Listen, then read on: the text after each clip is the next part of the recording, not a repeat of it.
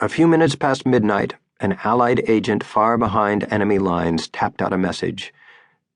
15 Junkers 88 and 90 Junkers 52 to take off at 0145 Paderborn-Bonn area, destination 10 miles south of Aachen, to return at 0530. This information, correct but for the exact time and destination, was carefully noted by Allied intelligence.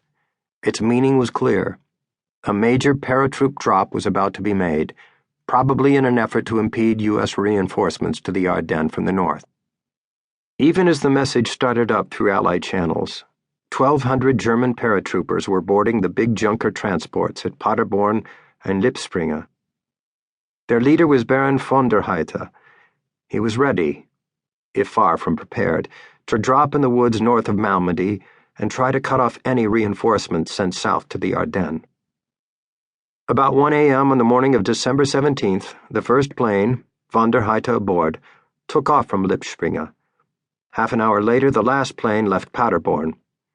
Kampfgruppe von der Heydte was airborne. As the swarm of Junkers roared toward the Ardennes, the Baron watched the raw enlisted men fidgeting. He had seen his troops for the first time only 5 days before, and they were the sorriest lot he had ever commanded. The Junkers were now flying in bomber stream, their inexperienced pilots guided by a line of friendly searchlights.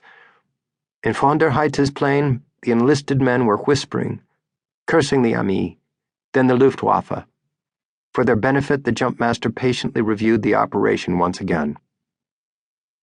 At 3:15 a.m., von der Heydte made a last check of his parachute, a new triangular Russian type that was supposed to be oscillation-free. He'd be the first German to use one on a combat jump. Then, as he tightened the sling on his heavily taped left arm, it occurred to him he'd probably be the first commander to jump into battle with a broken arm. He hoped that at least the target area had been properly marked. 4 naphtha bombs should already have been dropped to form a cross. 3 of them were supposed to burn white. The 4th, a red one, would point due west. Now the air came alive with anti-aircraft fire. They were passing over the front. The flak was so heavy it seemed almost as though the Americans had known they were coming. With no German searchlights or flares to guide them further, the novice pilots gathered in a crude squadron formation. Red and green flight lights flashed all over the sky. Without these, the pilots would have crashed into each other. The illuminated Junkers made easy targets, and the flak grew still heavier. Presently, the plane behind von der Heydte's heeled over, plunged down, and spaded into the earth with a vivid orange burst. The Baron, hiding his feelings, glanced around. His 10 enlisted men, only 2 had ever jumped before, were deeply shaken. He stood up and gave a few last orders. Then a brilliant burning cross appeared far below to the left. 3 white lights and 1 red. They were on target. At 3:30 a.m. to the minute, von der Heydte tumbled out of the lead plane, his men following in good order.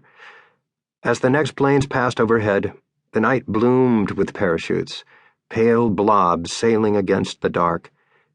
Yet there did not seem to be enough planes or parachutes. Had something else gone wrong? The night was cold and the wind strong. For a time, von der Heydte felt as though he were rising.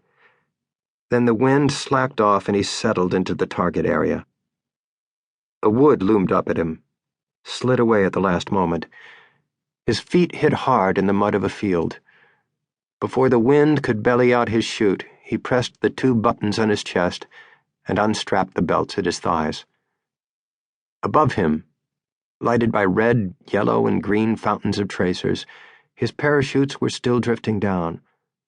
But they were scattering in the high wind, and now he knew there were too few of them. In fact, only 10 of the 105 Junkers had followed von der Heydte all the way to the drop area.